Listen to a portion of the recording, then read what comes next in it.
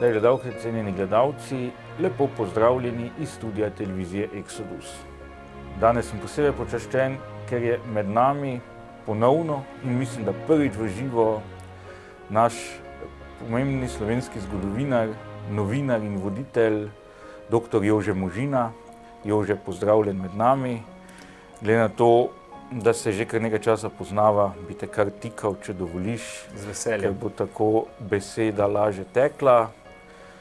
Povod za to oddajo je tvoja knjiga, tudi ena največjih knjižnih uspešnic zadnjih let na slovenskem knjižnem trgu, vendar ni glavni razlog za to oddajo njena uspešnost, ampak njena za Slovence izjemno pomembna vsebina.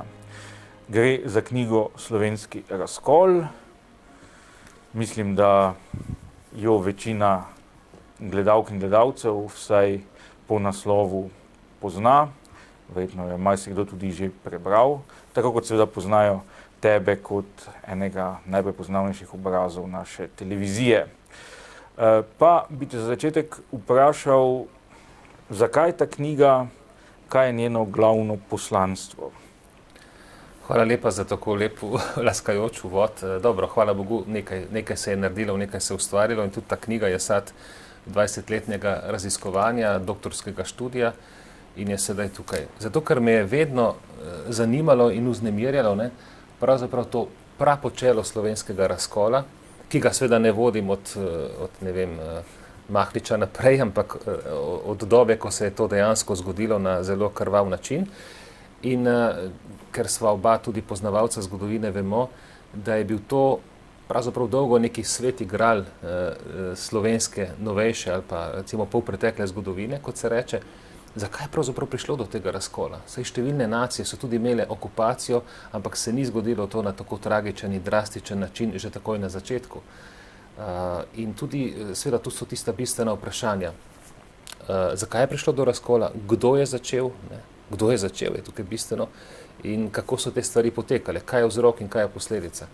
In tukaj v tej knjigi je sicer na poljuden način, tako da lahko dejansko knjigo bere vsak, ampak vendarle vsemi strokovnimi opombami, in 2800 jih je dokazano, da so zavestno pravzaprav slovenski razkol sprožili slovenski komunisti po 22. juniju 1941 in da so z nasiljem in z nesluteno propagando poskušali oziroma kompromitirali to, lahko rečemo, tradicionalno ali pa meščansko stran in jo v bistvu zvabili v kolaboracijo z okupatorjem, ker je bilo pač to po doktrini VKPB, po doktrini komunistične revolucije, po zgledu Sovjetske zveze, ki potrebuje ne samo tezo, kar so oni sami, ampak tudi antitezo. Se pravi, treba je ustvariti nasprotnika, počistiti sredino, narediti absolutno blokovsko razmejitev leve in desne strani, zato da se lahko izvaja revolucija. Njim je bil interes ustvariti kaos. In ko bo prišla recimo do konkretnih stvari, Jugoslavija je bila napadena, je bila razkosana, počelo tega zla se začne ne tam, ker je bil okupator najbolj okruten, na Gorenjskem in zlasti na Štajerskem, ampak tam, kjer je italijanski okupator zaradi nekih svojih prestižnih razlogov poskušal ustvariti nek videz miru in je kohabitacija med okupatorjem in pa ljudmi, za običajne ljudi se pod italijansko okupacijo ni spremenilo veliko. To vemo, celo so se potrudili z oskrbo in imeli pač namen ene take blage. No in tam so komunisti v tej relativno pomirjeni ljubljanski pokrajini ustvarili za vsako ceno kaos in revolucijo, znotraj česa so pravzaprav prisilili, potisnili tradicionalni tabor v kolaboracijo. Zakaj? Ker so komunisti, kljub temu, da je šlo za velike parole osvobodilnega boja, ost svojega nasilja, in to je v knjigi dokazano, usmerili bolj kot proti okupatorju, proti domačim ljudem, ki jim pravzaprav niso nič hoteli, samo razmišljali so nekoliko drugače in v zavesti komunistov, ki jih je na koncu zanimala ne okupator, ampak prevzem oblasti, so vedeli, da so ti ovira, da so ti moteč faktor. Zdaj si dal kar veliko iztočnic za najin pogovor, pa vendar beseda razkol je zelo močna beseda. In ti si pa že nakazal, da se je marsikdo že spraševal, ali vendarle ta razkol ne izhaja iz nekega starejšega časa ali nima že daljše brade. In nedavno je išla tudi knjiga, ki govori o slovenskih razkolih. Zdaj, zakaj je ta slovenski razkol, o katerem govori tvoja knjiga, nekaj posebnega med delitvami znotraj slovenskega občestva, ki si, kot si sam že nakazal, so nekaj običajnega tudi zunaj Slovenije? Tudi pri drugih narodih. Seveda, že od dobe slogaštva, konec 19. stoletja, ko ti tudi zelo dobro poznaš to obdobje, ko se pač slovenska politična elita in kasneje seveda tudi slovenski narod deli v enem smislu na klerikalce in liberalce, med staroslovence, mladoslovence. Najprej tudi moj staroče, ki je bil podžupan v Vipavskem križu, takrat Svetem križu, je bil liberalec, ampak je zjutraj pred nedeljsko mašo spil eno jajce, ker je bil odličen pevec in šel seveda k maši. In te stvari takrat niso bile na ta način. Šlo je bolj za neko svobodomiselnost in recimo bolj neko klerikalno ustrojenost. Seveda so bila nasprotja tudi prej. Jaz sem sam delal diplomo iz ene pravoslavne shizme v Podragi na Vipavskem, ena zelo, zelo zanimiva zgodba, ker vas, ki hoče imeti svojo župnijo, prisili škofijo takrat na ta način, da zagrozijo, da bodo prestopili v pravoslavje in celo prestopijo v pravoslavje. In takrat sem tudi res spoznal, recimo, način prestopijo za mogoče nekaj mesecev, podpišijo nek protokol, kasneje se stvari uredijo. Ampak takrat sem videl, kako hudo so se pravzaprav obkladali klerikalci in liberalci v takratnem časopisu Slovenski narod in Slovenec. Vendar tu je šlo za verbalen način, ne? Dejansko so vsi imeli v vidu neko enotnost slovenskega naroda oziroma napram zunanjim grožnjam so nastopali enotno. In tudi in zato je ta razkol, tisto pravzaprav slovenski razkol med drugo svetovno vojno, ki se je pripravljal že prej, ima to značilnost, da so komunisti tukaj naredili nekaj izjemno dramatičnega in škodljivega za slovenski narod, da so okupacijo izkoristili za to, da so obračunali, vzpostavili nasprotnika najprej in potem z njim obračunali tudi s pomočjo okupatorja, predvsem pa seveda po vojni z množičnimi pomori. To je v bistvu ta razlika, ki jo tukaj na strokovni in utemeljen način in seveda tudi z novimi arhivi, kar je fascinacija te knjige, dokažemo. Pa zdaj moram priznati, da me je očarala ta tvoja Podraga, mislim, da je tudi ista fara, v kateri je služboval tudi Otmar Črni-Logaj kasneje, ampak poznal sem Ricmanje pri Trstu, da je bil en tak primer, ampak to se pravi, da so prestopili prav v pravoslavje ali v grko-katoliško. Ne. Tako, no, če se malo pomeniva okrog tega. Ricmanje so kasneje, mislim, na 1907 ali nekaj podobnega, Podraga na Vipavskem je pa 1889. In oni zahtevajo, ker vas je bila gospodarsko uspešna, je prosperirala, tam so odlični vinogradniki, pod Avstro-Ogrsko je seveda to dobro šlo in so zahtevali svojo župnijo, takrat recimo, zdaj se reče Podnanost, takrat je bil Šembit, je bil matična župnija in so to izseljevali na ta način, da se je dejansko vsa podpisala pod en tak protokol, ki ga še zmeraj hrani župnijski arhiv v Podragi. In je to trajalo, mislim, po spominu 2 meseca in je že bil na poti duhovnik iz Srpske pravoslavne cerkve svetega Spiridiona v Trstu. Je bil že na poti in v tistem hipu je prišel, mislim, da takrat kanonik Klun, se pogajal s Podražani, vse je natančno opisalo, kaj so vpili pod oknom, ko so se ta pogajanja dogajala. In seveda na koncu je škofija popustila do te mere, da je Podraga v resnici dobila svojo župnijo, ne. Ena družina se je pa pisala Semenič, je pa mož rekel, gospodar družine je rekel, kar sem podpisal in je ostal pravoslaven in je bil pokopan on s pravoslavnim duhovnikom in tudi njegov sin v 60 letih. In na podraškem pokopališču je do nedavnega bil spomenik s pravoslavnimi napisi. Samo mimogrede, ampak to je tudi en tak zanimiv kulturno-zgodovinski utrinek. Unikaten, res. Ja, ampak očitno je šlo tu res za nobene vsebinske razloge, ampak za... Ne, za izsiljevanje je pa res, da je takrat v tisti dobi vendarle napoten panslavizem, neko navdušenje seveda takrat zaradi teh skupnih, rekel, zgodovinskih vezi ali pa recimo skupne krvi z ruskim narodom. in da je ta simpatija seveda potem pravzaprav izkoriščena v nekem smislu tudi med drugo svetovno vojno, ko se na Sovjetsko zvezo, sploh ko stopi v vojno z Nemčijo, gleda izrazito pozitivno in to privabi mnoge tudi seveda v partizansko gibanje. Dobro, pa sva se nekako dogovorila, da bova začetek pogovora posvetila tudi malo orisu slovenskih dežel pa Slovenije, kakršna je bila pred okupacijo, torej v bistvu tisti Sloveniji, ki je bila na neki način z revolucijo izbrisana, ki je danes zaradi tega v veliki meri ni več. Kaj bi rekel, kakšna je bila ta Slovenija, v čem se je recimo razlikovala od današnje? Ja, že po ozemlju, ne. Slovenski živelj, ki je do takrat, razen Beneške Slovenije, živel v eni državi, Avstro-Ogrski, doživi po prvi svetovni vojni, že sama vojna je bila velika tragedija, ker se dogaja tudi na zahodnem robu slovenskega ozemlja fronta in je cela dežela, tako kot vse avstrijske dežele, dobesedno izčrpana od vojne. In kljub tej uspešni akciji generala Maistra, da je od 4 mejnikov ostal Maribor takrat slovenski, mislim, da Župančič reče, kje ste vi mejniki 4, Celovec, Maribor, Gorica, Trst.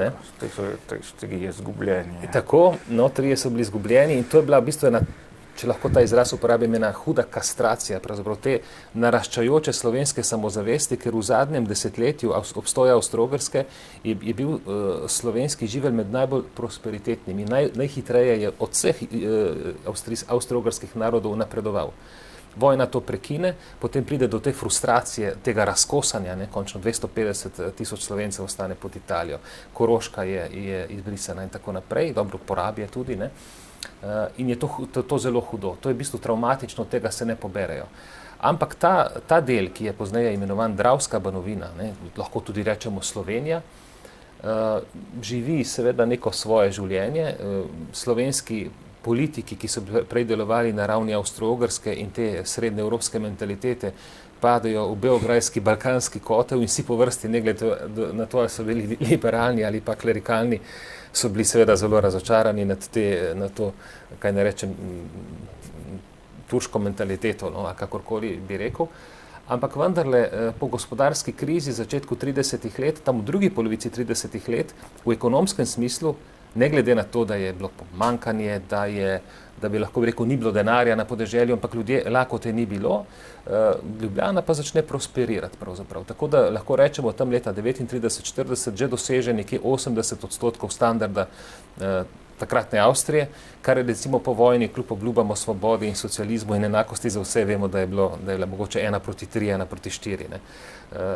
Stvari zelo napredujejo, v političnem smislu veljajo hudi spopadi politični, dominira, vsaj na vides, oziroma dominira, čeprav je stvar malo bolj zapletena, Slovenska ljudska stranka, nekaj časa utopljena v JRZ, Jugoslovanski radikalni zajednici, ker so bile te nacionalne stranke prepovedane, ampak to niti ni bistveno, na zadnjih volitvah dobi 78%, vendar že takrat, zanimivo, mogoče, če bom najdel tukaj, mislim, da je Dinko Puc, to je bil liberalni politik, ker se vedno kar reče, to je bila pa ja katoliška Slovenija, 78% so imeli klerikalci. In kaj on pravi? Pravi, da je dosežen volilni izid ne predstavlja realne politične podobe Dravske banovine. Pravi tako, predvsem ni mogoče govoriti, da ta stranka predstavlja večino Slovenije. Res je relativno največja, toda večina Slovenije je v drugem taboru, v taboru opozicije, in tako naprej. In hočem reči, da tudi komunisti, seveda stranka je bila v 20 letih prepovedana komunistična, ker so imeli v svojem programu uničenje Jugoslavije, delali so atentate na ministra in tako naprej in je bila stranka prepovedana, ampak je tudi mogoče zaradi tega mal panslavizma, predvsem pa zaradi te zelo lepo zveneče ideje enakosti, ponovne razporeditve družbenih dobrin, so določene sloje, ne samo delavske, tudi na podeželju ponekod pritegnili nase s temi obljubami, da bodo dobili nekaj, kar seveda nimajo. In to, moram reči, toliko pričevalcev, kot sem slišal z različnih koncev Slovenije, ki so o tem govorili, kako so jim že pred vojno grozili, tistim, recimo samo imovitejšim kmetom. boste videli, to bo enkrat naše in tako naprej. Očitno se je ta mentaliteta komunizma širila, ampak seveda na račun obljub nečesa, kar ni bilo tvoje. No, podobno bi rekel, da se tudi zdaj godi. Liberalna stran, ta slovenska ljudska stranka je usmerjena, seveda lojalna do jugoslovanske države, ampak izrazito proslovenska. Ne. Določene frakcije, recimo ta intelektualna, akademska stražari, so lahko celo nosilci, kot se je kasneje izkazalo, ideja samostojne Slovenije, praktično prvi, pod vtisom Lamberta Ehrlicha. Medtem ko je ta liberalna stran je gospodarsko močna, sicer šibkejša, vendar je primarno usmerjena bolj pro-jugoslovansko. Ostale socialisti in tako naprej, komunisti v ilegali, so manj vplivni, ampak je pa res, da je zanimivo, to smo včasih podcenjevali, da je komunistična ideja začela zelo močno zadnja leta pred vojno dominirati recimo na univerzi. Končno so prevzeli izvorno katoliški sindikat Jugoslovanska strokovna zveza. V šolstvu, na teh področjih in v kulturi, tudi v akademski sferi, recimo med akademskimi društvi, akademsko društvo Zarja so prevzeli, tako da so bili formalno močnejši ali pa tako neformalno močnejši, kot se je formalno to priznavalo. In zato govoriti o 1000 komunistih ali 1300 komunistih samo ne v jeku okupacije je nekoliko podcenjujoče do komunistične strani. Ne. No, in taki recimo relativno razcepljeni nekako pričakamo začetek vojne.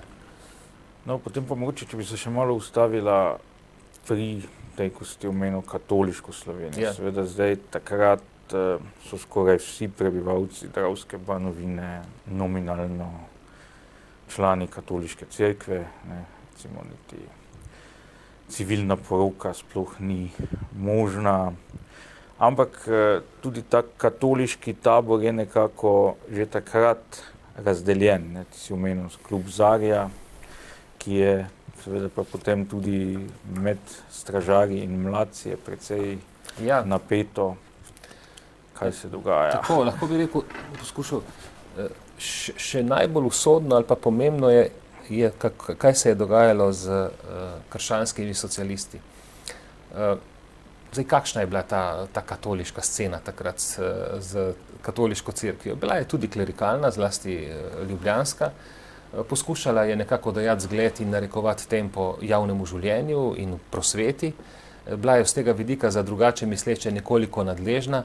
Naprimer, dijaki so morali pred veliko nočjo opraviti spoved in so dobili neke kupončke v šoli. Ne? Vsi dijaki, tudi če osebno nisi bil veren. Tako.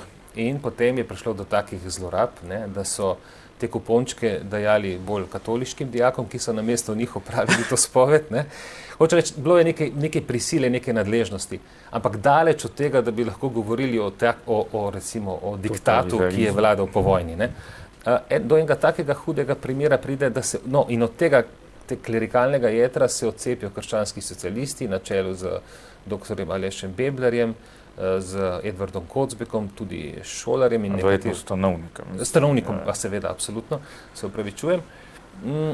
In tle prihaja do recimo sporov, prvič pri encikliki, ki obsodi komunizem, ne, Divini Redemptoris, kasneje pa pri Kocbekovem tekstu Premišljevanje o Španiji iz leta 1937, ki pazite, ne, opiše situacijo v Španiji z vidika vedenja po informacijah, ki niso bile točne francoskih komunistov, se pravi pristransko, napade katoliško cerkev v Španiji, tudi po krivici. Škof Rožman se s tem ne strinja, celo ga javno napade in obsodi, ampak pazite, Kocbek je to izdal v katoliški reviji Dom in svet in se mu ni nič zgodilo, članek ni bil cenzuriran. On potem seveda neha sodelovati z Domom in svetom in ustanovi svojo revijo Dejanje. To je nekaj povsem drugega, ko govorijo, ne, o tej diktaturi pred vojno katoliške cerkve. To je nekaj povsem drugega o tem, kdo je lahko po vojni objavljal. Ne. Preživevni, kaj šele objavljal, če je drugače mislil. Ne. Tako da ne moramo tukaj primerjati, pa res, da je ta sfera krščanskega socializma pridobila neko popularnost, zlasti zato, ker so jih komunisti uporabili kasneje v Osvobodilni fronti kot lovilec tistih, recimo katoličanov, ki so želeli vstopiti v nek oborožen odpor proti okupatorju, in pa recimo ta katoliška doktrinarna stranka tega ni omogočala, če se malo poenostavljeno izrazim. Ko si že to omenil, se ti zdi upravičeno izpostavljati to razliko med stanjem na Krajnskem, se pravi v ljubljanski škofiji, in pa na drugi strani nekako bolj tolerantno klimo v lavantinski škofiji s sedežem v Mariboru. Ja, zlasti je to prišlo do izraza pozneje pod okupacijo, kjer pa se dela nekoliko, jaz mislim, da po krivici razliko, ne. Ljubljanski oziroma mariborski škof Tomažič je bil enostavno zaprt na škofijo. Nemci niso imeli nobenega spoštovanja, pravega spoštovanja do katoliških struktur, bili so v bistvu antikatoliški, antiverski, medtem ko so Italijani, ki so igrali na drugo noto, pa poskušali škofa privabiti pravzaprav svoj propagandni stroj. In zaradi različnih razlogov, enega bom navedel, jim je to tudi uspelo. Namreč, zaradi okrutnega preganjanja čisto od samega začetka okupacije tukaj na Štajerskem, ko pribeži v Ljubljansko pokrajino, zlasti Ljubljano, okrog 20,000 beguncev, inteligentov, duhovnikov, profesorjev in tako naprej, je edina struktura, ki ostane takrat katoliška cerkev, ki tem beguncem, veste kaj pomeni, takrat je imela Ljubljana 80,000 prebivalcev, ki tem ljudem organizirano pomagajo in jih pršijo po večjih župnijah in jim poskušajo zagotoviti stanovanje in tudi delo in tako naprej. In seveda, da bi to lahko izvedli, to veliko humanitarno akcijo, o kateri sedaj ne vemo veliko, so seveda stopili v kontakt z italijanskim okupatorjem, da je to dovolil. Italijani so to z veseljem sprejeli. Seveda, ko so se ti kontakti enkrat navezali, so padale fotografije, ne?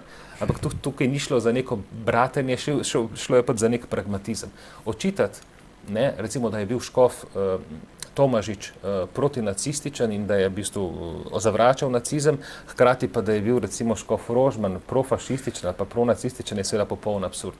Tudi škof Rožman kot koroški Slovenec je bil izrazito naravnan proti okupatorju, res pa je, da je on v tem gledal ne z vidika odpora, ampak z vidika ene velike nesreče, ni bil politik, bil je pa velik pastoralen človek in je poskušal predvsem lajšati tegobe svojega naroda na bolj ali manj posrečen način. Veliko izbire pa ni imel.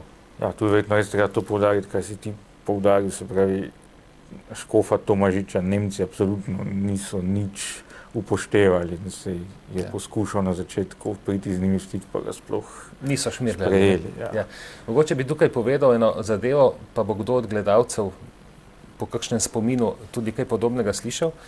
Tukaj v Mariboru je živel takrat pred vojno moj prastric Vladimir Kavčič, Tigrovec, sodelavec Bidovca, ki je po tržaškem procesu prebegnil v Jugoslavijo in bil tukaj v zelo zanimivih krogih. In on pravi, ne samo, da so praznovali 1. maj komunisti in nacisti skupaj, ampak da so tudi skupaj sramotili škofa Tomažiča, da so ga uklenjenega vozili po ljubljanskih ulicah in razkazovali. Tak je bil odnos nemškega okupatorja od samega začetka. Italijanski okupator pa je igral seveda takrat drugačno, na videz blago vlogo, seveda pa dobrih namenov slovenskim življem ni imel. Ja, je pa res, da je v Italiji položaj cerkve drugačen kot pa recimo v Prusiji, kjer je to pač civilizacijski.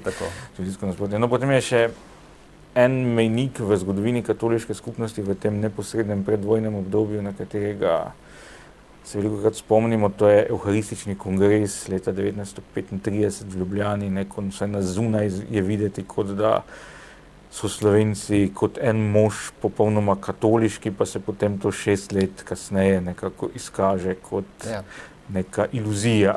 Točno, ravno ste mi vzeli besedo iz ust, pravzaprav iluzija. Zanimivo, tega kongresa sta se udeležila tudi moja stara mama in njena sestra, takrat za Rapalsko mejo, ampak so prišli na ta kongres v narodnih nošah. In je to bilo seveda nekaj nepozabnega, nekaj impozantnega, ampak vidi pa se, da tako takrat, kot tudi danes, te množične manifestacije, razen mogoče nek mobilizacijski trenutek, ki je takrat seveda navdušujoč, nimajo nobenih ali pa nimajo dovolj nekih trajnih pozitivnih posledic. Da gre za neke vrste kuliso. Ja, tako je. No in pa še ena nesreča, mislim, da se je zgodila Slovencem tik pred vojno, da je decembra 1940 je umrl Anton Korošec, ki je bil gotovo najpomembnejši slovenski politični voditelj v tistem trenutku in v bistvu je tudi edini, ki se je znašel v tej beograjski čarši. Edini, ki mi je znal parirati, ki je tudi vlekel za Slovence pozitivne, ali pa rekel pragmatično pozitivne poteze. Ja, on umre dejansko, kaj bomo rekli, 5 mesecev pred začetkom vojne in Slovenska ljudska stranka kot ta vodilna politična sila je obglavljena. Nadomesti ga dr. Kulovec, tudi duhovnik, ki je seveda bil velik domoljub, ampak ni imel te karizme in se v tisti situaciji ni najbolje znašel. Čeprav tudi končno vse sorta so potem očitali Korošcu, zdaj bi mu najraje v pomankanju seveda proti argumentov lepili pronacistično ali pa pronemško držo, kar je seveda velik absurd. Zanimivo, da ob tem, ko se je Nemčija začela pojavljati kot grožnja, sploh po Anšlusu, se je v takratni Dravski Bromidi krepilo proti nemško vzdušje, ki so ga narekovali tudi mediji, takrat vodilni časopisi in tudi Slovenska ljudska stranka. Tako je Anton Korošec govoril na nekem zborovanju v Kočevju, kjer so imeli za predmet napadov tudi kočevrske Nemce, ki so takrat seveda misleč optirali za nacistično Nemčijo in tako da on pri Nemcih nikakor ni bil dobro zapisan. Predvidevam pa, da bi se on, ko se je pokazalo, ko je bila vojna pred vrati, ko je bilo jasno, da bo Jugoslavija napadena, verjamem, da bi dr. Korošec vendarle potegnil določene poteze in naredil nekoliko več, ali pa vsaj poskušal narediti nekoliko več, da bi Slovenci kot narod v jeku vojne bili nek politični subjekt, kar seveda niso bili, zato je prišlo do razkosanja. Vprašanje, če bi ga lahko preprečil, ampak vendarle Slovenci smo bili takrat enostavno povoženi in razkosani, napadeni strani 3 okupatorjev, razkosani pa celo 4, ker so določene vasi na jugu, tam okolici gradu Mokrice prišli pod to marionetno hrvaško neodvisno državo. Ja, no vse tu je v bistvu, mislim, veliko vprašanje. Ko smo midva hodila v osnovno šolo, je bil velikega kulta deležen državni udar 27. marca 1941, ki pa vsaj z nekaterih vidikov ni imel pozitivne vloge, ker je pahnil to večnacionalno, precej raznoliko jugoslovansko državo v neko vojno, ki ni bila kos. Zdaj vemo, da za ta pakt so najbolj zaslužni ne komunisti, ampak angleške tajne službe, ki seveda res, da je bila takrat Anglija zelo v težkem položaju, ampak predstavljate si, da je bila Jugoslavija še težje, potem ko nemški vojaški stroj kamorkoli od začetka vojne, kamorkoli se je usmeril, je presenetil s hitro bleščečo zmago. Predvsem je bila cela Evropa prestrašena in v šoku, ko so maja, junija 40 v nekaj tednih porazili Francijo, ki je bila svetovna velesila, ki je bila napadena samo z ene strani, pravzaprav, dobro, izvedli so manever prek Belgije, kljub temu, da so jim Angleži pomagali, ni bilo nič z obrambo, je dejansko vojska razpadla. Kako se bo potem Jugoslavija branila, ki je bila obkoljena? In logično, da je knez Pavel, takrat regent, oziroma knez Pavel, kraljevo namestništvo, vodja kraljevega namestništva, da je z Nemci dosegel dogovor, ki je bil za Jugoslavijo ugoden. Vprašanje je, če bi ta dogovor obveljal, pristop k trojnemu paktu, konec marca 1941, ki je zagotavljal ozemeljsko celovitost Jugoslavije, neke vrste nevtralnost in celo, mislim, da niti prehodi prek našega ozemlja niso bili dovoljeni. To je bilo maksimalno, kar so lahko dosegli. Angleži pa, kot vedno, pragmatični, za ceno, kaj ne rečem, njim, malo poenostavljeno povem, njim seveda žrtev in kri neke albanske oziroma balkanske države ni bila pomembna, ampak več, mogoče kakšna kaplja angleške krvi. Ta razbremenitev Anglije s tem, da je pahnila Jugoslavijo v vojno, je v bistvu, kaj ne rečem, je grozljiva, glede na to, kar se je potem v Jugoslaviji dogajalo. Ta kronski svet recimo zaseda tisto noč pred napadom 6. aprila in tam recimo Kulovec, namestnik, ima en čudovit govor, ki je tukaj noter tudi povzet, ko pravi, da ima občutek, da bo kmalu umrl in da bo maševal in tako naprej. In res čez par ur ena prvih bomb na Beograd ubije smrtno njega. Tam pravi, Kulovec preroško reče, če bi srbski narod, ker generali so vendarle nekateri bili pripravljeni na vojno, je rekel, če bi srbski narod vedel, kaj se bo zgodilo, bi vi, Ravno Simoviča, ki je bil vodja tega puča. Bi veseli na kandelabru, na terazijah, je rekel. In je bil v bistvu prav, dejansko vojska ni bila sposobna, in kot nobena takratna vojska v Evropi ni bila sposobna obrambe proti nemškemu vojaškemu stroju. Tako da ta pakt je bil pravzaprav ena velika nesreča. Ko so kasneje očitali še jugoslovanski vladi in tudi Pavlu Karadžordževiću, zakaj on je potem bil v izgnanstvu v Keniji, in je rekel, mi smo seveda, če nas vprašate, ali nas je bilo strah, seveda nas je bilo strah, kako tudi ne. Ampak stvari so se potem na tak način obrnile. Takrat vloga komunistov je bila pa takrat zelo sporna, če bi lahko še to omenil. Recimo ta vloga komunistov, ko se gre za to, da smo se borili proti okupatorju za svobodo in tako naprej. Ko pride do napada na Jugoslavijo, zaradi pakta Hitler-Stalin iz avgusta 1939 s tajnimi protokoli o delitvi Poljske, ki pravzaprav omogoči Nemčiji, da začne drugo svetovno vojno skupaj s Sovjetsko zvezo, kar je treba pač povedati. V tisti dobi tudi jugoslovanski komunisti kot slepo pokorni, kot vsi ostali komunisti na svetu, slepo pokorni kominterni, dejansko kolaborirajo, so na strani ne proti hitlerjevske, ampak hitlerjevske koalicije. To, da se znajdejo na strani proti hitlerjevske koalicije, ni njihova odločitev, njihova svobodna odločitev, ampak spet okoliščin, ker pač Hitler izda Stalina, dogovor z njim in ga napade 22. junija, tako da komunisti 41.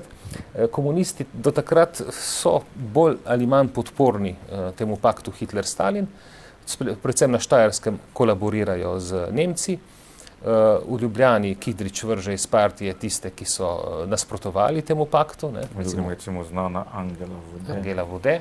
Poznamo ti primeri, tako da ne govoriti o tem, kako so bili pripravljeni na boj za svobodo, ker niso bili.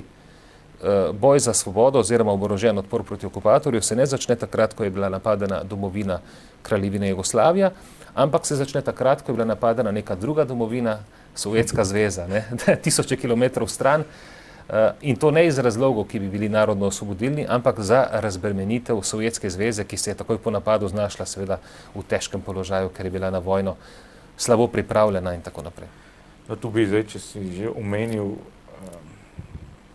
ta pakt med Hitlerjem in Stalinom, seveda eno od absurdov druge svetovne vojne tudi v evropskem merilu je pravno položaj Poljske. Po eni strani so zahodne države šle v drugo svetovno vojno v obrambo Poljske, ampak po drugi strani ravno zaradi posledic tega pakta je Poljska vzhodne dele svojega ozemlja trajno izgubila na račun Sovjetske zveze in tega tudi po drugi svetovni vojni ni bilo vrnjeno. So mogli vrniti. Poleg tega seveda se je znašla dejansko de facto pod sovjetsko okupacijo po drugi svetovni vojni. In to je res eno od velikih absurdov druge svetovne vojne. Ja, in sploh pa zato, ker je bil poljski narod tukaj v bistvu največja žrtev v tej drugi svetovni vojni, tudi izgubil največji delež prebivalstva, poleg Sovjetske zveze, ki ga je pa izgubila zaradi različnih tudi drugih iracionalnih razlogov. To je res popoln absurd. Cela Poljska se dejansko pomakne proti Zahodu na nek zelo grob način in v tem smislu se vidi, kako je Zahod takrat popustil Sovjetski zvezi, temu sovjetskemu stroju, od katerega je bil seveda nekje vmes tudi odvisen, ampak na koncu je Sovjetska zveza bila tista, ki je pravzaprav okupirala določeno ozemlje in si ga prisvojila. Ogromno ozemlje, pravzaprav, da ne govorimo seveda o tem, kaj je to pomenilo za kulturni razvoj teh držav. Ja. Ampak da še ostanemo malo pri tem obdobju med sklenitvijo pristopom Jugoslavije k Trojnemu paktu 25. marca 1941 in začetkom vojne v Jugoslaviji 6. aprila, kar si že omenil. To obdobje je danes v razpravah o drugi svetovni vojni zelo pomembno, ker nekateri še vedno vztrajajo pri tej domnevno simbolno pravilni odločitvi in ravno tukaj izpeljujejo tisto znamenito tezo o vnaprejšnji izdaji, ki jo pripisujejo Slovenski ljudski stranki oziroma Antonu Korošcu in njegovim naslednikom. Ja, to je velik absurd. Ta teza, ki res je tukaj razbita, saj tudi že prej so nekateri avtori to pišali, recimo Tomaž Ivešič je to odlično razdelil. ta teza o neki vnaprejšnji kolaboraciji, ne, in pripravi je popolnoma absurdna. Ja, ravno to je poant, ne, češ najprej je bila, zdaj govorijo, najprej je bila kolaboracija, potem pa šele okupacija in šele potem revolucija. Ja. Ne, ta knjiga to zgodbo popolnoma razbije. Ena absurdna situacija, ne. Slovenci so bili edini narod v tem delu Evrope, od vseh sosednjih narodov edini, ki nismo imeli neke, recimo, omembe vredne grupacije, ki bi favorizirala fašizem ali pa nacionalni socializem. Mi tega nismo imeli, vzroki za to so različni, tudi zaradi katoliške formacije končno, tega nismo imeli. Tako dejansko nacionalsocializem ne gre skupaj s katolištvom. Seveda, da ne. Ampak druge države, na Hrvaškem recimo šel, ne, v neki izvedenki ustaštva, ne, zelo, zelo radikalnega, ne. Italija vemo, Madžarska enako, Avstrija, da ne govorimo, največji delež nacistov je v Avstriji in od Avstrije na Koroškem, ne. Tako da tukaj se nimamo kaj slepiti. In seveda so nasprotniki vojne in nasprotniki totalitarnih režimov. Slovenska ljudska stranka, to priznajo tudi levi zgodovinari, v nobeni fazi svojega razvoja nikoli se ni odrekla demokraciji kot načinu upravljanja z državo. Nikoli.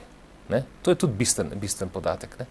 Tako da tukaj govoriti o tem, da so bili neki kolaboranti s totalitarnimi režimi, je absurd.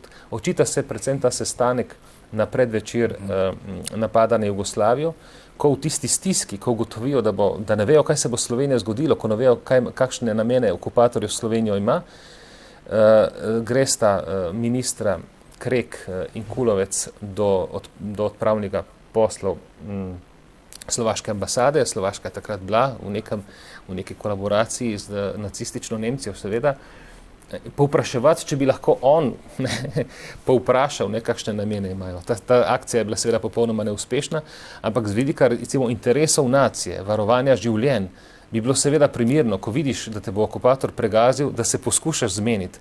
Potem je bil še en tak poskus, ki ga je spet treba benevolentno vzeti, ko ban natlačen že po okupaciji, najbolj so se bali zaradi razkosanja po prvi svetovni vojni, da bo tudi sedaj slovenski živelj, kar ga je ostalo, razkosan. In so rekli, če smo že okupirani, naj nas okupira en okupator. Napačno tezo so imeli, se vidi, kako slabo so pravzaprav bili orientirani, mogoče nemški okupator, najbolj, da nas zasedejo samo Nemci, zato da bomo skupaj. Ne? Seveda Nemci so bili še slabši okupator z vidika raznarodovanja kot Italijani v tisti dobi. Natlačen se odpravi v Celje, tam ga v bistvu sprejmejo neki srednji nemški oficiri, ki ga ne jemljajo resno. Toliko o tej kolaboraciji. Če bi kolaboracija bila, bi bila seveda že prej in bi tu ljudje bili absolutno takoj vključeni v okupacijski sistem in upravo, kar pa seveda niso bili. Ne. Ja, to je seveda zelo pomembno. No, se je zanimivo, ne, da so se bolj bali Italijanov zaradi fašističnega raznarodovanja, ki ga je zlasti natlačen kot doma iz okolice Vipave. Tako iz Manč pri Vipavi vedo zelo dobro, kaj Italijani so. So se pa Italijani namerno, verjetno tudi zato, ker diktat, kakšna bo razmejitev med kraljevino Italijo in Tretjim rajhom, tle niso imeli Italijani nobene besede. Tle je Hitler enostavno odrezal, to je vaše, če hočete vzemite, če ne bomo še to vzeli. In so imeli dolge nosove. In ker se je ta nacistični raznarodovalni stroj takoj začel seveda tukaj aktiviral na Štajerskem in na Gorenjskem, so Italijani z nekih prestižnih razlogov, da se pokažejo kot nosilci 2000-letne kulture in več, so se prav namerno odločili za blago okupacijo. Ne?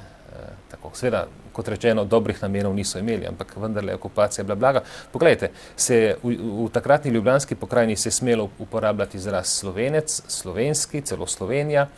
V bistvu se je v šolstvu in v upravi se je ohranil tudi slovenski jezik, poleg italijanskega delovala je opera, gledališče, univerza, tako, časopisi. Ne. To je bilo vendarle pomembno. Tako da z vidika, seveda, to je bila okupacija, da se razumemo, ampak z vidika običajnih ljudi, ne, se ni veliko spremenilo, če smo čisto iskreni, določene stvari glede preskrbe celo na bolje, ker so Italijani se hoteli pokazati.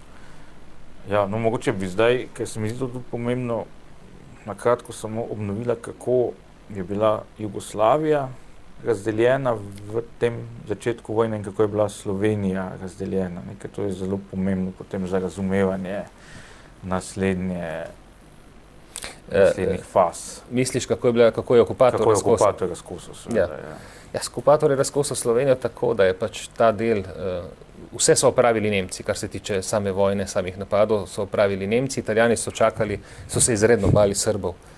Res so se bali še z prve svetovne vojne, Srbov in Bosancev, to je bil prastrah. Tako da imamo tudi eno pričevanje, na kratko povzeto tukaj noter, so udrli v cerkev v Šentjošt, ker napad je bil potem na Cvetno nedeljo, udrli so med mašo, ne, in kričali Serbi, dove so no Serbi, kje so Srbi, ne. Gospod Janko Maček je bil takrat ministrant in je videl, kako se je duhovnik, ne, obrnil, seveda takrat so maševali proti oltarju, in kako se je on počasi slovesno obrnil, ne, proti izhodu, ne, iz cerkve, in s takim, pravi, nepozabnim prezirom, ne, pogledal na te Italijane. Italijanov ni maral nihče, ne.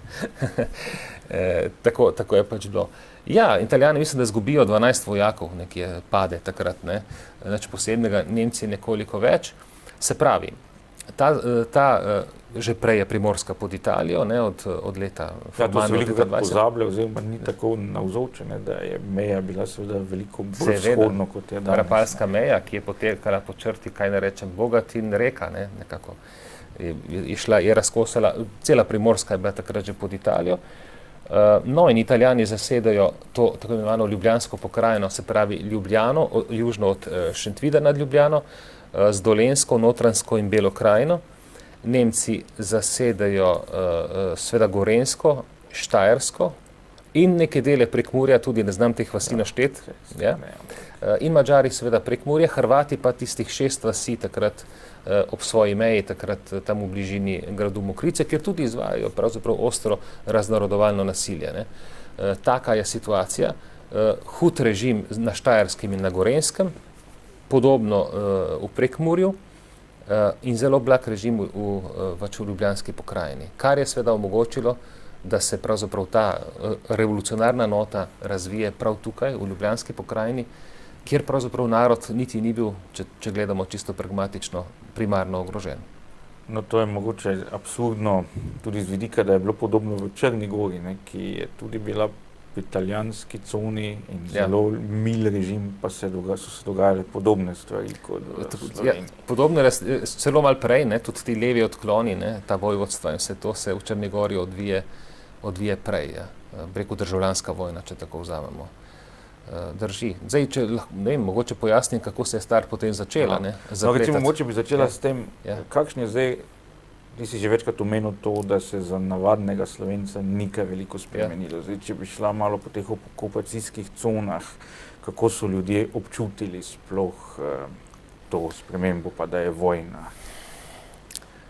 Lejte, zdaj, velikokrat, ko se opravičuje revolucionarno nasilje, partizansko nasilje, ko pravzaprav ko je med vojno pobitih toliko slovenskih civilnih oseb, se govori, ja, to je bila vojna med vojno. Ne, vojna je, pri nas ni bilo nobene fronte, vojna je bila končana v 14 dneh, ne, tako rekoč, v Sloveniji pravzaprav še prej, v 10 dneh, ne. In potem se ni zgodilo pravzaprav nič z vidika neposrednega nasilja, če govorimo o tej Ljubljanski pokrajini, pravzaprav nič. In tudi tukaj so ti fascinantni grafi, ki kažejo, kako naraščajo žrtve. Vidimo, da se tukaj ni zgodilo z vidika ogrožanja življenj navadnih ljudi, da življenja niso bila ogrožena. Drugače je bilo v štajerski okupacijski oziroma na Štajerskem in na Gorenjskem, kjer okupator pride s spiski, pomagajo mu seveda Volksdeutscheri, že prej narejenimi spiski narodno zavednih, do Nemcev neprijaznih ljudi, tu vsa uradniška struktura vodilna, šolniki, duhovniki, to so te 3 glavne kategorije, majstrovi borci, seveda še dodatno toliko bolj. Duhovnik v bistvu 90%, ne? Tako. Mislim, dejansko popolno intelektualno obglavljanje slovenskega življa na Štajerskem in tudi na Gorenjskem, tudi duhovnike pošiljajo potem druge, ne? Dejansko redko kdo sploh ostane po nekem naključju. In seveda tudi načrti o izseljevanju, ne? Mislim, da so imeli načrt, starejši poslušalci in gledalci vedo, da so razvrščali ljudi po rasnem principu na 3 kategorije, ne? In da je samo ena kategorija imela popolnoma varna, da bo tam ostala, ki je bila dovolj rasno čista, ne, medtem ko so imeli načrt za izselitev 120 000 Slovencev. In ta načrt so začeli pravzaprav že tudi uveljavljati, s tem, da so seveda ti izseljeni bili na Hrvaško, predvsem pa v Srbijo, kjer so zanimivo, in to se tudi ne sme pozabiti, Srbi, takrat tudi končno ta Nedićeva kolaborantska oblast, kakorkoli, izrazito dobro poskrbela za te slovenske begunce v takrat zelo težkih razmerah, kjer so se recimo ti begunci, ki so bili nekoliko bolj agilni, potem tudi eni priključili partizanskemu, predvsem pa tudi četniškemu gibanju. Smo imeli take primere, recimo družina Uroša Šušteriča, ki je bil tudi pričevalec in je tudi omenjen v tej knjigi. No, popolnoma drugačen je pa tudi položaj katoliške cerkve, ne, pod Nemci in pod Italijani, kar sva že malo... Te sva že malo omenila, ja. Italijanski okupacijski oblasti, ki je igrala na to pozitivno noto, benevolence, je bilo veliko do tega, da dobi na svojo stran katoliško duhovščino na čelu z škofom Rožmanom. In ta prvi kontakt škof Rožman najprej ignorira italijanskega okupatorja, potem pride do teh kontaktov zaradi skrbi za begunce. In nek prezentialni arhiv, ki sem ga našel v arhivu, nadškofijskem arhivu v Ljubljani, kjer so zapisi škofovih dopisov, škofove korespondence, in se vidi, kako se je ta ljubljanski škof Rožman dejansko boril za vsakega človeka, od vsega začetka, predvsem za štajerske duhovnike, gorenjske duhovnike, ampak posebej štajerske duhovnike. Ustanavljali so poseben fond in veliko se je s tem ukvarjal, da bi pravzaprav lajšal to breme okupacije. Tako je pač s katoliško cerkvijo bilo. Potem seveda ga je Gracioli obiskal. Zdaj vemo, škof Rožman je bil formalen katoliški škof, ki je, zdaj to se lahko malo napačno razume, če rečem, v katoliški doktrini tako, da je oblast od Boga, kakršnakoli. Se tudi končno so leta 80 maševali za Tita, kakorkoli, tudi naši škofje takrat. In se pač oblast se priznava, do nje intimno, kakšno mnenje o njej imaš in kakšen odnos je ena stvar, ampak formalno ti se z oblastjo kot katoliški škof in katoliška cerkev ne spopadaš, jo pač sprejmeš. No in na predlog Graciolija je škof Rožman napisal neko vdanostno izjavo, kjer se je, to je tudi treba razumeti, zahvalil, ampak na nek konzervativen način Mussoliniju za blago okupacijo, ki je takrat dejansko bila. Tako blaga, da so lahko tudi sprejeli begunce z drugih okupacijskih con. Ampak Italijani kot Italijani, seveda jim ta vdanostna izjava ni bila dovolj všeč, so jo barokizirali, še oplemenitili, in tako da je ta falsificirana vdanostna izjava potem prišla v časopisje in tudi v javnost in je seveda negativno odmevala takrat in komunisti so jo seveda z veseljem izkoriščali, čeprav vemo, potem smo v arhivu našli originalno izjavo, ki je veliko bolj konzervativna in je pravzaprav v duhu tistega časa in tudi dejanske pozicije škofa Rožmana. Seveda se potem začnejo stvari zapletati, ker škof Rožman, ob tem, ko seveda italijanska okupacijska oblast obglavi do takratno upravo na čelu z Banom Natlačnom, in potem postane, hočeš nočeš, glavna figura, ki začnejo, od katere se pričakujejo tudi določeni politični atributi, ki jih ni imel, škof Rožman.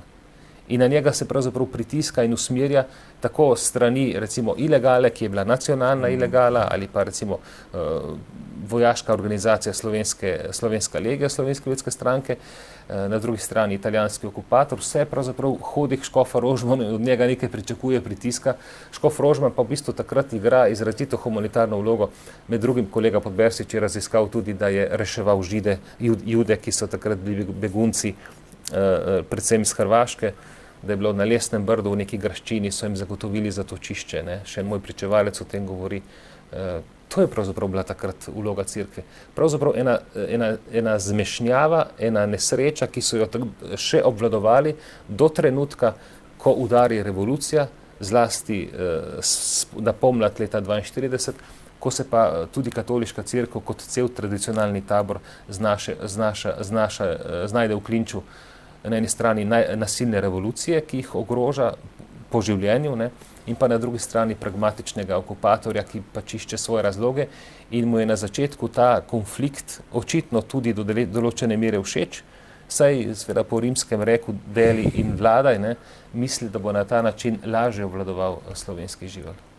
No, to bova leto 42 obdelala natančno v drugem delu najnega pogovora. Zdaj pa mogoče do konca te prve oddaje še dve vprašanji. Zdaj, ti si zelo dobro orisal vlogo in ravnanje ljubljanskega škofa Gregorija Rožmana v teh zapletenih okoliščinah.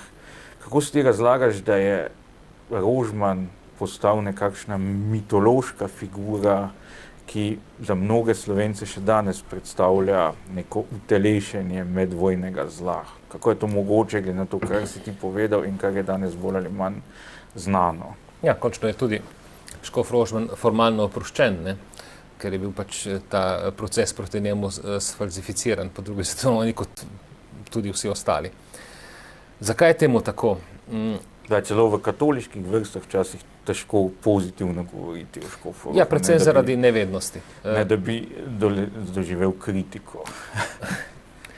Mislim, da je predvsem zaradi nevednosti. Zdaj, jaz ne mislim, tukaj tudi ni nobene potrebe, da bi pokojnega škofa Rožmana kakorkoli reševali in opravičevali, ker končno ni nobene potrebe za to. Ampak ta gospod se gotovo ni znašel v vseh situacijah idealno, gotovo da ne, ker je bilo na njemu, ki je bil pastoralni delavec in katoliški pastir, ker so bile vse od njega pričakovalo tudi politične odločitve. Ne? In to je bilo za njega težko in temu včasih ni bil kos in je kolebal. Rečeno je bilo, da je škof takega mnenja, v tistem trenutku mnenja, glede na kdo ga je zadnji zapustil, kdo je zadnji z njim govoril. Ne? To se zveda malo banalno. Še zdaj zgodovinarji, ki naj bi bili resni, pišejo absolutne neumnosti, ki niso dokazane in to v resnih knjigah, ki naj bi bila strokovne, kot kolega Pirjevec, ki dobesedno si izmišljuje, da je škof Rožman uprizarjal neke, črne egzorcistične maše proti partizanom in take neumnosti in ne navede vira. Ne? Če je bilo to res, naj navede vir, tako da si izmišljuje, da se knjiga boljše bere. Ne? Glejte, mislim, da gre predvsem za eno paradigmo, ki je tipična za komunistični režim. Glejte, ima dva pomembna atributa. Prvič temelji na laži. Tisto, kar se da sfalsificirati in vzpostaviti kot neko uporabno laž, to se pa potem tudi zgodi. Drugič, potrebuje sovražnike. In ti za sovražnika potrebuješ seveda močne figure. Ne? Dobro, en je bil, taka simbolna figura je bil tudi Leon Rupnik kasneje, ki je bil pa vrhovni inšpektor slovenskega domobranstva, predvsem če govorimo o tej dobi, kar je bila bolj protokolarna funkcija, dejansko on ni vodil kolaborantskih enot ali pa domobranskih enot takrat. Mislim, da je škof Rožman pridobil te negativne atribute predvsem zaradi potreb, zaradi naslednjega dejstva, da je po drugi svetovni vojni, ko je obglavljena in pobita opozicija, ne, ali pa izgnana, katoliška cerkev ostala edina ustanova, zdaj bi lahko rekli civilne družbe, ki je funkcionirala, ki jo niso mogli uničiti in je imela izreden vpliv in izreden ugled takrat, ne glede na vse. In zato, da bi kompromitirali, da bi končno to, kot so oni rekli takrat v komunistični literaturi, da je katoliška cerkev hrbtenica opozicije, ne? Pa se ni šla politike, takrat se je zelo nazaj potegnila. Zato je bilo treba škofa Rožmana demonizirati do to mere, da bi na ta način seveda to breme nalagali nanj in s tem tudi nekako pokorili, kompromitirali katoliško cerkev. Na voljo je bil pa seveda ves spektr, ki so ga takrat imeli. Takrat ni bilo nobenega, takrat se Kozbek ni spomnil, da drugače misleči ne morejo karkoli objavljati. Še živeti niso smeli. Ne?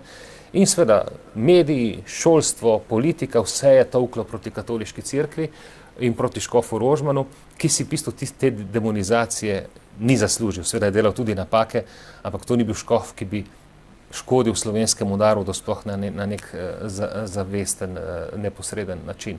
Mislim, da predvsem zaradi potreb povojne propagande je nastal ta mit demonskega škofa Rožmana. Ampak je očitno pognal korenine. Jasni.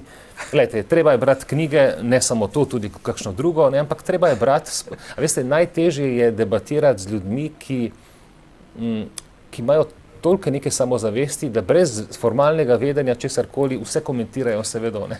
S tem imaš največje probleme. Lahko se je pa pogovarjati z nekom, ki mogoče pozna tudi druge aspekte, ki je sam raziskoval.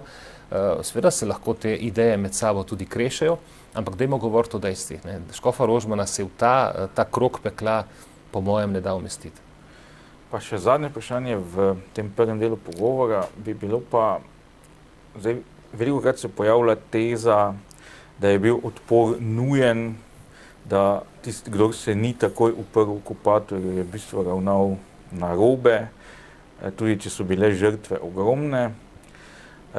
Kako je bilo zdaj s to željo Slovencev po odporu, takoj po okupaciji, in katere pobude so obstajale poleg komunistične pobude? Ja, pred komunističnimi pobudami so obstajale številne druge, vsaj 3 bi tukaj naštel, zelo zanimivo vprašanje.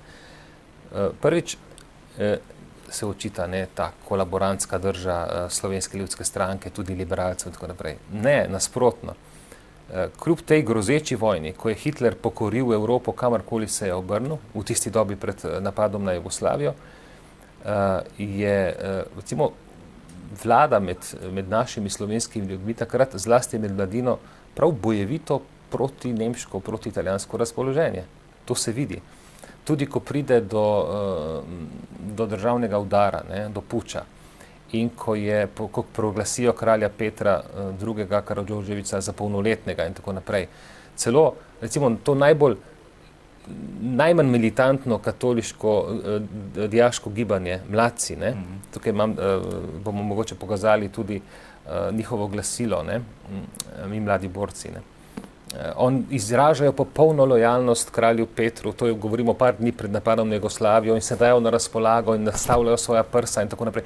Je v bistvu bila ta vrednota obrambe domovine, domoljubje je bilo izredno, izredno visoko.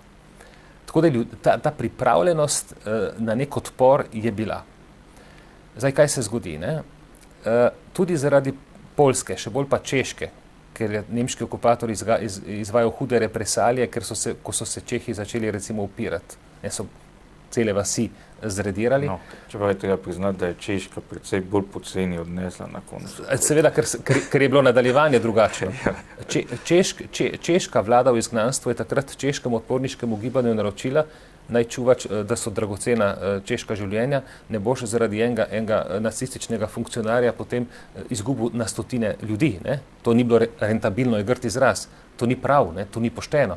In so rekli, počakajte, podobno je tudi naša vlada, ki je bila, takratna kraljeva vlada, ki je bila v izgnanstvu takrat v Londonu in je bila del antihitlerjevske koalicije, da je jasno, sugerirala, ker so bile povezave, so bile pa neprestano, tudi po radiozvezi, da je škoda slovenskih življenj in da se naj oborožen odpor, da se naj priprave na oborožen odpor vršijo, da bo pa do odpora, neposrednega odpora z orožjem prišlo, ko se bodo fronte približale, se pravi, ko to ne bo več tako škodljivo za narod. Sicer je pa naroda škoda. No? Tako da so prvi, ki so sploh stopili v oborožen odpor proti okupatorju, so bili primorski tigrovci, ki so imeli takrat močno bazo tudi v kraljevini Jugoslaviji, ki jih je ves čas podpirala, tudi kot neke diverzantske skupine. Raziskala je doktorjera Vodušek Starič tudi to povezavo z angleško tajno službo, da so celo v Avstriji leta 1940 izvajali diverzije na železnicah, prav primorski tigrovci. Oni se tudi prvi spopadajo, to je ta znan spopad na Mali gori pri Ribnici 13. maja 1941, ki velja za dejansko prvi spopad, oborožen spopad na slovenskem ozemlju z okupatorjem. Vemo, da je potem komunistični režim pripisal prvi spopad z okupatorjem, ko so obstrelili slovenskega orožnika pod Šmarno goro. Da smo v mladosti to še praznovali. Grozljivo. S tem, da ta človek Žnidaršič se je pisal, je preživel in je dobival tudi penzijo po vojni. Kakšen absurd. Tu se vidi, kako je v bistvu ta režim bil res puhu in je temeljil na lažnih simbolih. No, ampak vendarle prva, ki dejansko ustanovi neko pač vojaško organizacijo, je Slovenska ljudska stranka, ki ustanovi Slovensko legijo konec maja 1941, medtem ko liberalna kasneje Sokolsko legijo, nastanejo potem še Soška legija in še nekatere druge pobude. Slovenska legija evidentira na svojem vrhuncu že 6.000 vojakov. Res pa je, da so imeli nekaj izobraževanja, to mi je pokojni dr. Demšar povedal, pa tudi Zorko Simčič, da so mladino že nekako vojaško pripravljali tako na nek, seveda, zelo tak naiven način, ampak vendarle. Kot rečeno, imeli so evidentirano članstvo, bili so razvrščeni v trojke, imeli so strukturo narejeno, ob oboroženem odporu pa tudi niso bili na to pripravljeni, ampak so imeli tudi tako navodilo. Komunisti, da oni sicer ustanovijo vojne svete, ampak bolj v smislu pripravo na revolucijo, ker so iskali ves čas samo razlog. In tudi Kardelj je oktobra 40 na Dubravi pri Zagrebu, ko so imeli komunisti posvet, rekel, ja, mi bomo šli v vojno, branili bomo, če bomo lahko izvedli tudi revolucijo. Torej, oni so zmeraj, vse strukture, vse struje politične so okupacijo jemale kot veliko nesrečo in so se obale. Edino komunisti so v okupaciji videli priložnost, tako kot njihovi, če sem malo provokativen, ideološki nasledniki, tudi danes v pandemiji in epidemiji vidijo svojo priložnost. Na prav podoben način iz tega vidika je ta knjiga nažalost še preveč aktualna. No, in komunisti glede odpora, sicer v Ljubljani so šli tudi za prostovoljce ob okupaciji na Štajerskem, ne? Ampak recimo dan Osvobodilne fronte oziroma 27. ali pa 26. april, še sami niso vedeli, kdaj so se sestali, je v bistvu eden od sestankov takrat nekaterih skupin, ki jih je bilo takrat veliko in ki ni dokazal, da bi imel kakršnokoli konotacijo stvarnega odpora proti okupatorju. Vse se zgodi 22. junija, ko pa ne samo, da se komunisti organizirajo za oborožen odpor, ampak morajo ta odpor po nalogu Kominterne začeti takoj. Ne? Tako da z napadom na Sovjetsko zvezo komunisti iz hitlerjevske koalicije, če sem nekako provokativen, padejo v antihitlerjevsko koalicijo, ne po svoji zaslugi, kot sva rekla, in začnejo oborožen odpor. Zanimivo pa je, Kominterna zahteva, da se ta odpor začne čim prej, da se razbremeni ta nemški naval na Sovjetsko zvezo, ne, v zaledju, medtem ko so bili naši komunisti še toliko bolj pravovirni in toliko bolj fanatični, da so ta upor usmerili, kot se vidi po številkah, ki jih bomo mogoče pokazala, ne proti okupatorju, tudi, ampak v večji meri proti domačim ljudem, ki so predstavljali potencialno politično konkurenco in ki jih niso ogrožali, to je treba vedeti. No, o tem bo govora v drugem delu, zdaj pa si me samo motiviral še za eno vprašanje, in sicer, ali bi bilo mogoče reči, da so pa vendarle komunisti s tem hitrim oboroženim odporom zapolnili neko vrzel, da so ljudje pričakovali neka simbolna dejanja? Točno to sem sedaj pozabil povedati, oziroma to je smiselno povedati v nadaljevanju. Ta domoljubna čustva, ki sem jih prej omenil, ki jih je spodbujala katoliška cerkev, ta katoliški tabor, tudi liberalni tabor, oba, v manjši meri komunisti, ker nekaj časa so imeli nacionalno komponento, nekaj časa ne, nekaj časa so bili v glavnem proti Jugoslaviji in tako naprej, so jo razbijali. Spravi, ta humus nacionalne samozavesti vzgaja ta katoliški in liberalni tabor predvsem. In ti, sploh mladina, ne, ki ni imela lastne izkušnje s prvo svetovno vojno, je bila navdušena nad uporom. Ne. Sploh v Ljubljani se je to dalo provocirati Italijane, ki so bili nekako v enem smislu, sicer vojska, ampak so imeli tudi to smešno komponento. Ne? Tudi Italijani s temi svojimi paradami, peresi, pa pompom in vsem tem. In mladina jih je zelo začela provocirati že takoj na začetku. No in gledajte, tukaj komunisti zaradi tega, mislim, naključja, zaradi tega zgodovinskega zaporedja dogodkov, ker jim ukaže Kominterna oborožen odpor, oni ga proglasijo, in tukaj poberejo pravzaprav neko smetano tudi te angažirane mladine, ki jo vzgojijo tabori, ki se kasneje izkažejo za protipartizanske, ampak jo nekako poberejo na svoje strani. Tu je, da je to neka tragika, ampak neka okoliščina, ki jo je na tvoje vprašanje potrebno upoštevati. Hvala lepa. Bova potem nadaljevala z samim stopnjevanjem nasilja in z revolucijo v naslednji oddaji. Za tokrat pa se ti lepo zahvaljujem za vse te bogate uvide, ki mislim, da so zelo dobro prikazali to osnovno sliko Slovenije pred okupacijo in tik po njej, ki je res izredno zapletena situacija, ki se jo danes kljub vsemu zelo, zelo težko predstavljamo. Bi pa še enkrat poudaril seveda tudi, da je možno o tem veliko prebrati v tvoji knjigi Slovenski razkol, ki jo se na tem mestu tudi priporočam gledalkam in gledalcem, da se z njo podrobneje seznanijo. Mislim pa, da so ravno ti uvidi tudi prava smetana s torte iz knjige. Tako da hvala lepa. Hvala za vabilo. Gledalke in gledalci, to je bil prvi del našega pogovora z doktorjem Jožetom Možino. Vajmo vas, da se nam pridružite tudi pri drugem delu, ko pa bo govor o vrhuncu revolucionarnega nasilja in o tistih dogodkih, ki so največ prispevali k slovenskemu razkolu. Hvala lepa in nasvidenje.